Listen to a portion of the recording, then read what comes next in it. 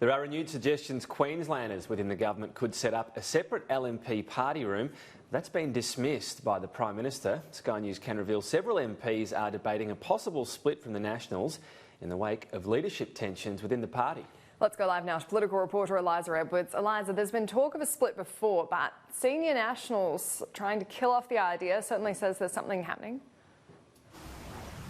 Yeah, there's been plenty of speculation about a possible split before, but nothing has ever eventuated. Sky News understands, though, that those discussions have been revisited in the wake of last week's failed leadership coup, the potential for other Queensland LNP members to join Lou O'Brien in defecting from the National Party. The idea has been dismissed by Barnaby Joyce and Matt Canavan in a new podcast launched today. The Prime Minister also dismissing suggestions of any kind of breakaway and declaring he has faith in Michael McCormack to continue leading the party and unite them.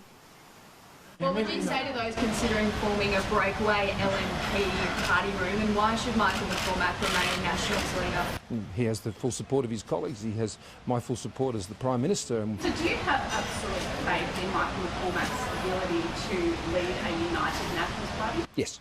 Within your own ranks, are you seriously worried that there might be a breakaway? It's just one of them. No, I don't have those concerns. The Federal Nationals President has also been out today speaking to Sky News and urging his Nationals colleagues to unite together. He's also urging them to stop the daily leaks and backgrounding against Michael McCormack. No, it's not sustainable, and people have seen this movie before, in the Rudd Gillard years and the Turnbull Abbott years. This is not something we do in the National Party. So to my colleagues, there was a vote last week.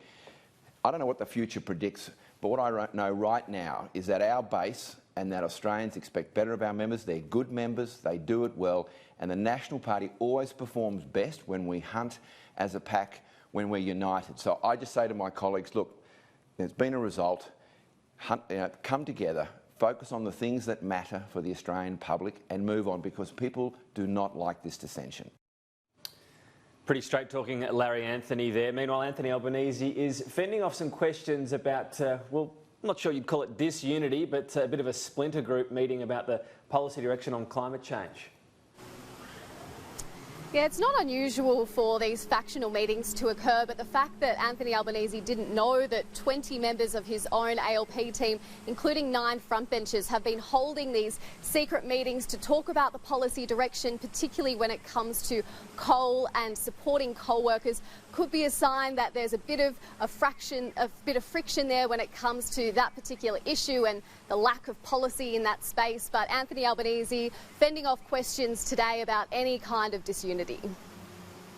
Oh, look, I suspect that people went out to dinner last night too, and they had dinner in a few restaurants. I did.